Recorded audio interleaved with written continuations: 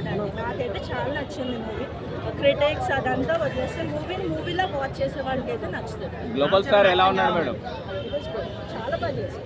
చాలా మంది డిజాస్టర్ అనే టాక్ వచ్చింది కదా. డిజాస్టర్ అని టాక్ అంటే ఇప్పుడు మూవీగా చూస్తే టాక్ రాదు. చెప్తున్నాను అదే కదా, ఒకే ఒకటిలో వన్ డే సీఎం రియల్గా possible. That is the only answer అయితే. It is not possible, but ఎందుకు హిట్ అయింది? Things which are not possible, that is only movie. మనం ఇంకా బెటర్ వేలో హ్యూమన్స్ని ఎలా మార్చుకోవచ్చు అనేది చూపించారు.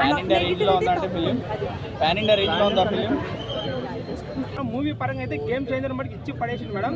కలెక్షన్కి వెళ్ళి పక్కన పెట్టేసి, ఎందుకంటే ఈ మూవీ డైరెక్టర్ శంకర్ కాబట్టి మన కాపీ డైరెక్టర్ కాదు మేడం. ఎప్పటికీ ఇప్పుడు ఉన్న ఇండియాలో చాలా మంది డైరెక్టర్లు కాపీ తీస్తారు. కాపీ తీసి మేము గొప్ప డైరెక్టర్ చెప్తున్నాం, అలా కాదు.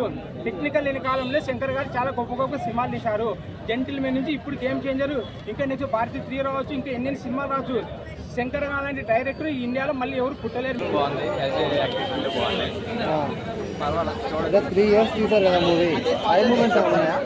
పర్వాలేదు. సెకండ్ హాఫ్ బాగుంది. సెకండ్ హాఫ్ అప్పటికే బాగుంది. ఫస్ట్ హాఫ్ శంకర్ ప్రీవియస్ మూవీస్తో పోతుంది డైరెక్షన్ అయితే పర్వాలేదు. కొంచెం ఇప్పుడు ఎంతవరకు కలెక్ట్ చేసాం? వచ్చిన బడ్జెట్ పర్వాలేదు. పెట్టింది వస్తుందా? ఎలా అనిపించింది ఓవరాల్ సినిమా నీకు? పుష్ప రికార్డు షేక్ చేస్తుంది game changer. About Ram Charan,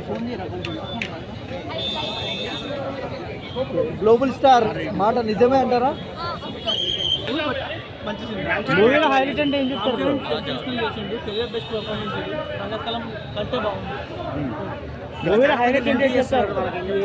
చేస్తానే ఉంటారు వాళ్ళదండి. అంటే ప్రీ రిలీజ్ లో పవన్ కళ్యాణ్ సినిమాని 4 సంవత్సరాల కిందట రాశారని చెప్పారు కదా. అట్లానే కాదు, పాలిటిక్స్ అనేవి ఎప్పుడు అప్డేట్ అవుతూ ఉంటాయి. కాకపోతే ఈ సినిమా అయితే ఎప్పటికప్పుడు అప్డేట్ చేస్తున్నట్టు పర్ఫెక్ట్ ఉంది. ఓకే, సాంగ్స్ విషయంలో సాంగ్స్ నానా హైరైన సాంగ్ కూడా కట్ చేసిండు. కాకపోతే మిగతా అన్నీ ఓకే. మూవీలో హైలైట్ అంటే ఏం చెప్తారు? Highlight Ram Charan fightings